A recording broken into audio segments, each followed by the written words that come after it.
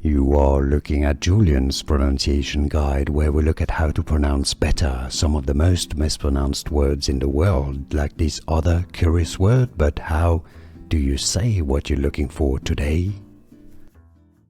Let's learn how to pronounce the name of these shoes, those sneakers. If you want to learn more confusing names from fashion, sportswear, Nike, and beyond, stay tuned. I've got more videos for you you'll want to listen to and learn from more confusing pronunciations. Jordan, you probably knew that. Jordan as in Michael Jordan. Spizike, yes, no, so it's not Spizike or Spizike. Spizike, yes, at the end, just like, yeah, Ike, Nike, Spizike.